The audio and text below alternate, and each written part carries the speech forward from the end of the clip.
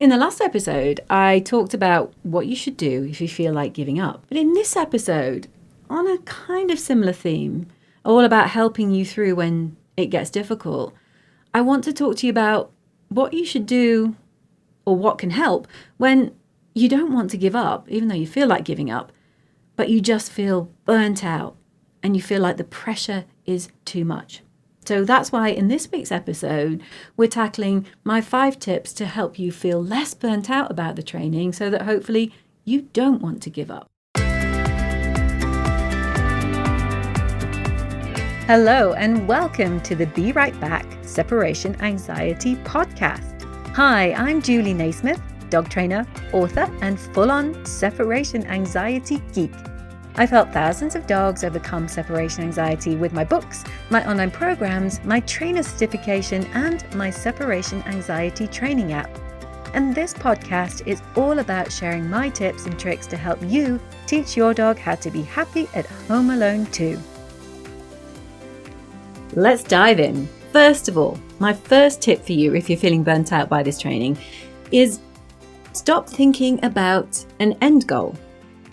I mentioned this a bit in the last episode, and it's such an important point. I know that kind of seems weird because, after all, the reason you're doing separation anxiety training is so that you can get your dog to be able to be alone for a reasonable amount of time. And I find that everybody's goal here can be slightly different. Some people are thinking it's got to be 6 hours because that's how it's going to work with my work day. We're going to get somebody to come in at lunchtime.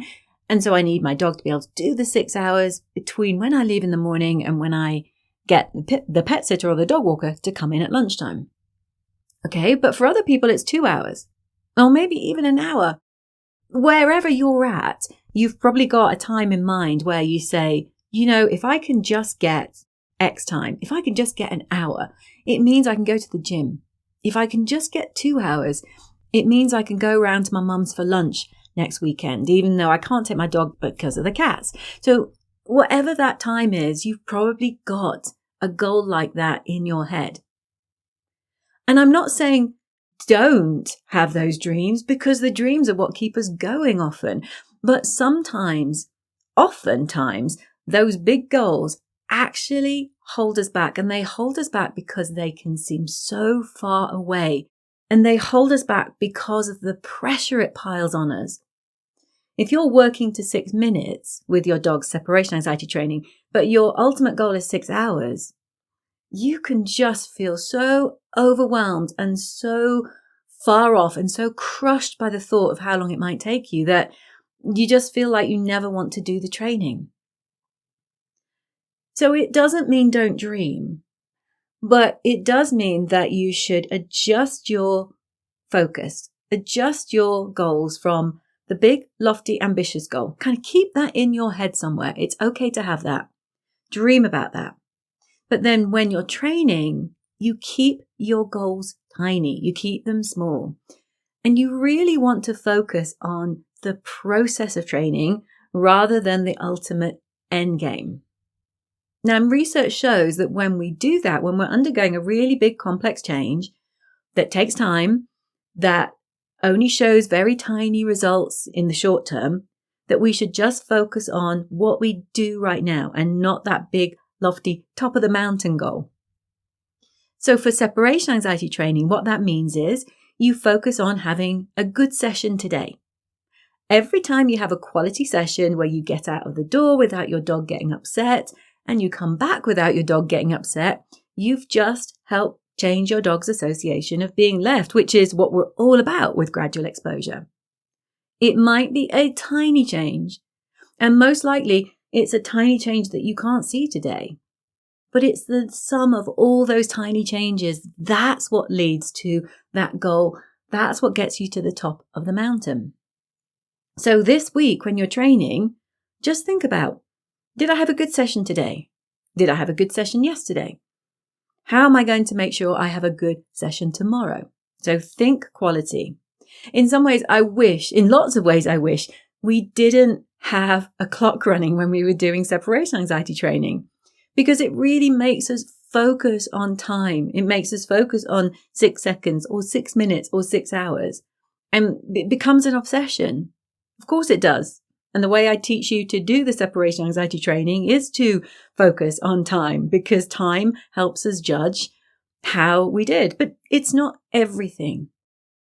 So if you think that 6 minutes is going to be too much for your dog today, it's way better, instead of pushing through and thinking, but if I don't do 6 minutes a day, I'm never going to get to 6 hours.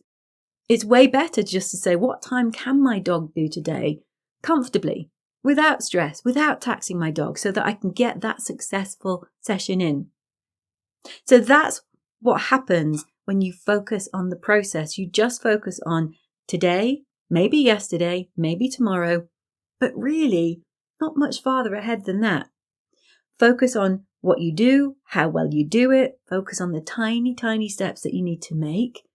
And it's all those tiny changes that ultimately lead up to you achieving that longer goal. So, my first tip, stop thinking about the ultimate goal. Keep that in your mind. Dream about it. Dream big, but keep the training small. My second tip, don't do the maths, or don't do the math, depending on where you are. What does she mean by that? It's all about numbers, isn't it? Well, yes and no. And this is kind of linked to the first goal. So what we can do, what we often do, and I see it all the time with my clients in Separation Anxiety Heroes, is we do the maths. Here's what I mean by that. So let's say your goal is 2 hours and you've been training for 2 months. Now we know that with changing a brain, especially when it comes to changing an association like fear, that early progress is really slow because we are fighting against a really powerful response, which is fear. We're trying to change your dog's response from fear to, oh, okay, neutral. And that is a big shift. That takes a lot of repetitions of you going out of the door, takes a lot of quality sessions, the quality sessions I was talking about in tip number 1. And it takes you doing that over and over again. When you first start out training, you will feel like you're not getting anywhere. Very often you feel like you're almost just flatlining, like your progress just looks really flat. And so you might get to the end of the 2 months and you could be at 3 minutes. You're like, what? Hang on, this training's not working. 3 minutes after 2 months, and then you get your calculator out, or you do it in your head, or you get a spreadsheet out and you go, okay, so if it's taking me 2 months to get to 3 minutes, I'm going to be 80. I'm going to be 80 by the time my dog gets this. So you are not allowed to do the maths. I say that to all my clients. Don't do the maths, because it doesn't work like that. Yes, the progress at the start of your training will be very, very flat looking. But that's not to say that there isn't a huge change going on in your dog's brain. There is. Your dog, every time you go out of the door, has had a brand new experience, a fear-free experience of being left. That's a huge change. That's massive. It's just that it takes a lot of those for your dog to start feeling overall comfortable. Oh, wait a minute. Okay. So yeah, she used to go out and it was scary. But now it seems like when she goes out, it's absolutely fine. Yeah, I've got this. It takes a lot of repetition till your dog starts going, okay. And as that learning cements, the more you go out the door, the more that learning does cement, then the quicker, well, not quicker, let's not use the word quick, then the more you'll see your progress start to tick up. So expect a flat looking line at the start of your training, and don't do the maths, because it isn't like that. When people work in my Separation Anxiety Heroes group, we work with my Be Right Back training app. And the Be Right Back training app has one of the features is showing people their progress line. Once a week, we'll do a competition where we get people to share their progress, just to say, how are you doing? No expectations, no big lofty goals, just how are you doing this week? And I get people to share the screen of their progress line. And it looks exactly how I've described to you. Not a lot happening at the start, even though there is a lot happening in your dog's brain. but it doesn't look like a lot is happening when we look at the chart, even though progress is definitely being made. But then we start to see that uptick. So if you're guilty of doing the math or the maths, I want you to stop. Do we have a deal on that? Okay. Number 3, you need to stop telling yourself that you're cheating. Huh? What do I mean by cheating? Well, I don't mean that you're making up the numbers and putting them into your worksheet, or if you're one of my clients, putting fake numbers into the app. I don't mean that, because why would you do that?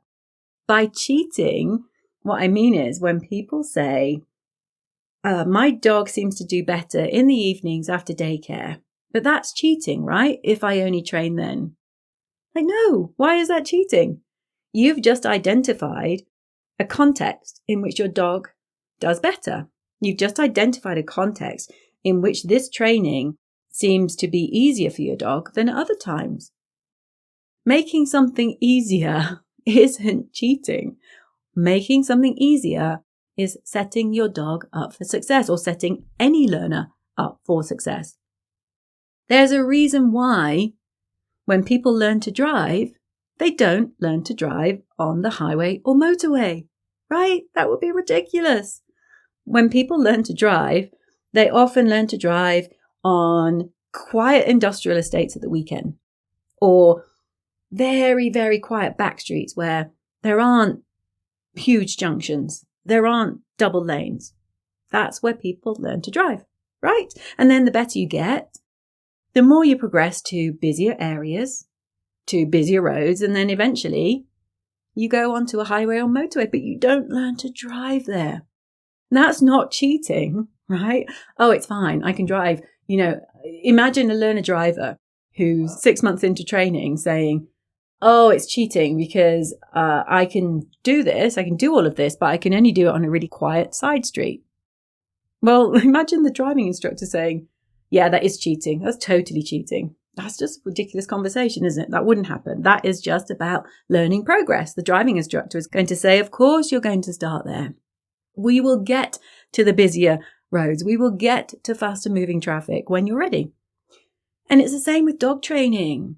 We don't teach puppies to sit at the park. That's not where we start anyway. We start in the living room. We start in the kitchen. We start when they are up for training.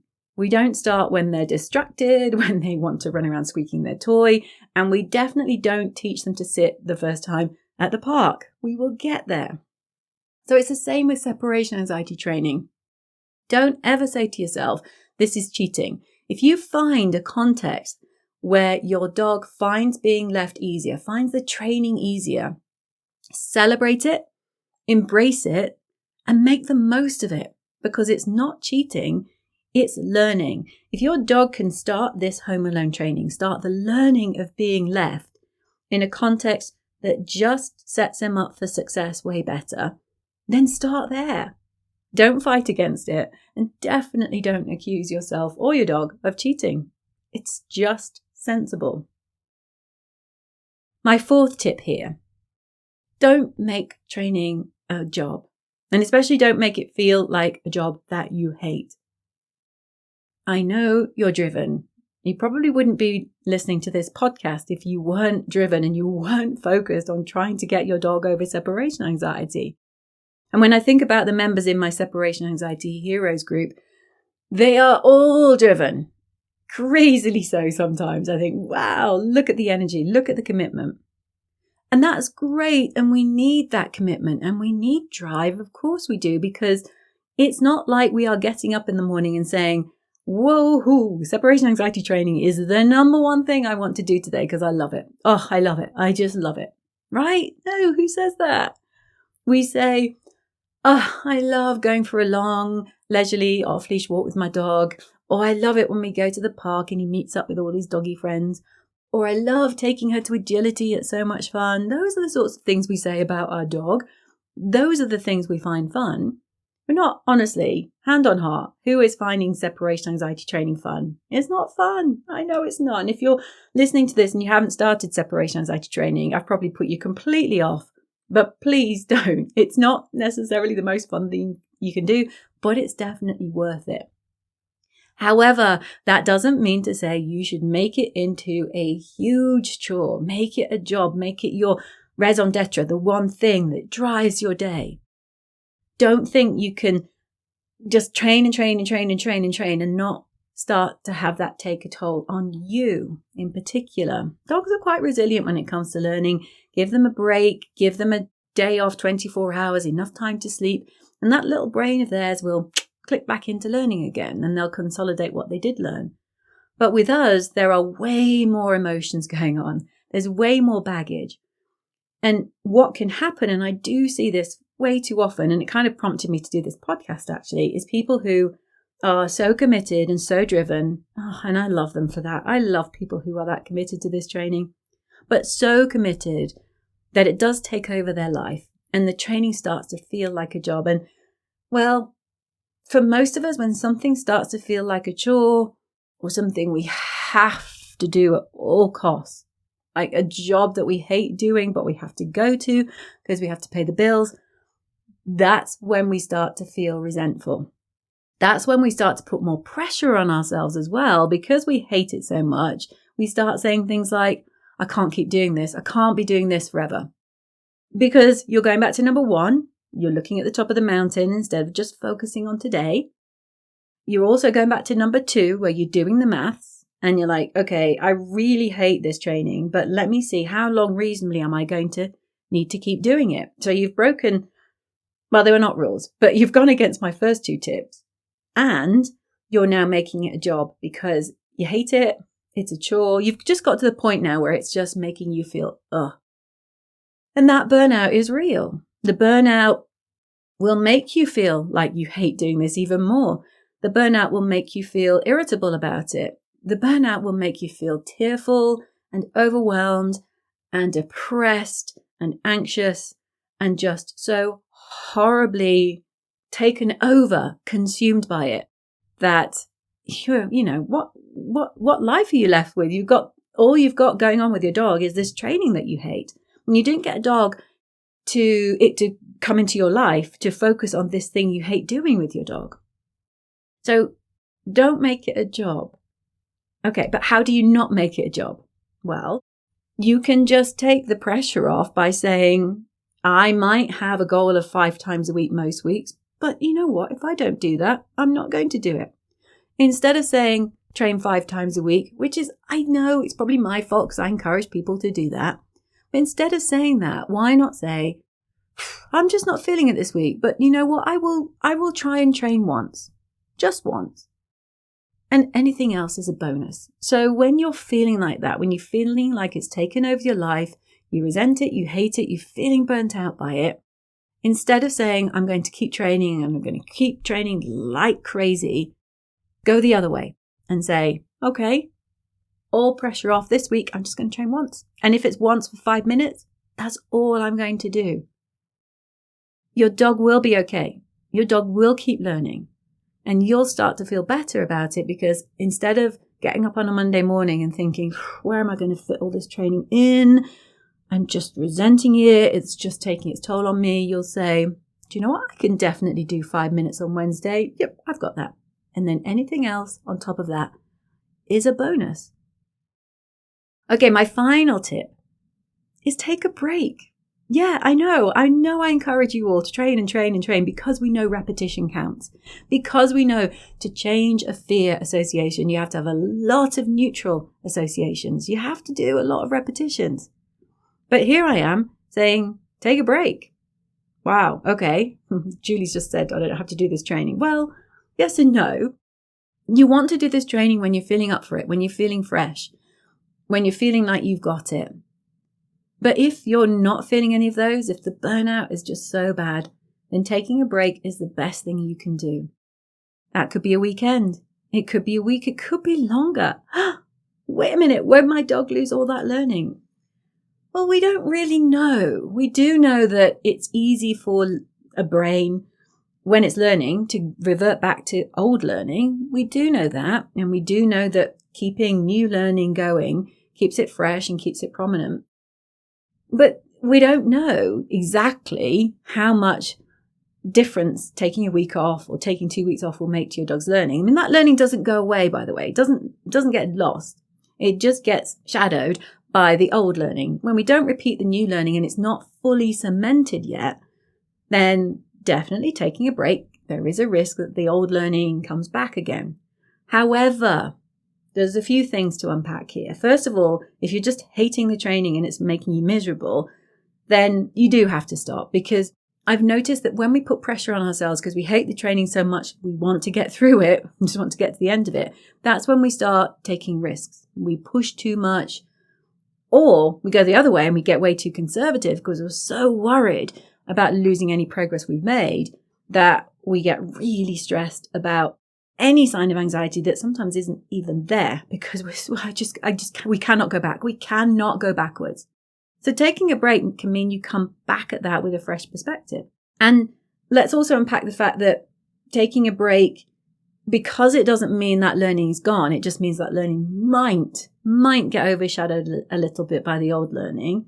Well, I've seen time and time again with dogs with separation anxiety, once they get back into the learning, it comes back. Now, some dogs can take a break and it's like, you've never taken a break. Some dogs you take a break and it's like, whoa, looks like he's completely forgotten. But the completely forgotten is just the old memory is being used more than the new memory. So how do you come back from a break? You just take easy steps. And you'll be surprised how, when you start refreshing your dog's learning, you can start to see that come back. And honestly, the potential risk of you taking a break, that your dog might look like he's forgotten even though he hasn't, compared to the potential risk of you continuing on when you're burnt out, it's a no-brainer. Take a break. And you can take a break from training, but do what I call ad hoc absences. What does that mean? Well, it means you're a bit less formalized. You're not, if you're in my group, my Separation Anxiety Heroes group, you're getting your app out every time you train. If you're not using my app from my Separation Anxiety Heroes group, then you've probably got a worksheet or a notepad or something like that. You're focused. Well, you can also do a minute absence to take the rubbish or the garbage out if you want, right? That's still an absence. It's not formal training, but it's still an absence. And I do find that when we're burnt out with the training, the train 5 times a week, train with a plan, that I always encourage you to do. But when you feel burnt out by that, stopping that, but maybe just keeping going with some ad hoc absences, can at least keep your dog in the game. And what that does is it makes you worry a bit less about taking a break. Because I know some of you are just like, I can't take a break. But like I say, when you feel so bad about the training that it's overwhelming you and taking over your life and you feel awful and miserable, then taking a break is what you need to do. But what about if you are so done? Like, you're just so done. Like, you're listening to this and thinking, yeah, Julie, even a break isn't going to cut it for me. I just need to walk away from this now. I'm hating it. I feel hopeless. It's not going to happen for me. Well, first of all, just know that so many people who've now got their dog over separation anxiety have felt how you feel right now, and that it's normal and that it's natural. But also know that it's okay to feel like that while still not entirely turning your back on separation anxiety training. Because you can definitely say, I'm done, but still come back to it. I know that sounds kind of weird. What do I mean? That sounds totally contradictory. Well, it's what I observe. And I think I've been there as well with other things with my dog's issues, is that we sometimes just need to say, I am done, because we need that for our mental health. I am done. I'm going to focus on something else. Me and my dog are going to do fun stuff together. She loves doing scent work. So I'm going to spend my time doing scent work with her rather than separation anxiety training. I am turning my back on this. We're going to just keep managing. We're already managing absences. I'm done. And that's okay. And you walk away. But guess what can happen? Because you walked away, because you now feel like a weight has been lifted, you end up quite often having more energy to come back to it. So saying I'm stopping now doesn't have to be forever, does it? Do you see what I mean? So kind of a heavy podcast today, but You know, I like to keep it real. You know that about me if you're listening to my podcast. I don't like to make it all hearts and flowers and it's all positive and it's all going to be amazing, because we're going to have hard times. And I want to be here for you when you have those hard times. So if you're feeling like you are just so over this and so burnt out, do have a listen, go back over some of these tips and think, okay, which one of these can help me? How can I implement one of these to help me feel that bit better about this thing? Because the number one thing that's going to get your dog over separation anxiety is you having the energy and the heart for keeping going. And that's what I want for you.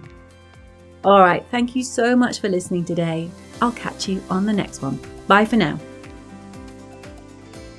Thank you so much for listening to this episode of the Be Right Back Separation Anxiety podcast.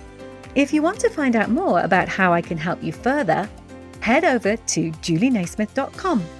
Meanwhile, if you enjoyed listening today, I would love it if you would head over to wherever you listen to your podcasts and consider rating my show.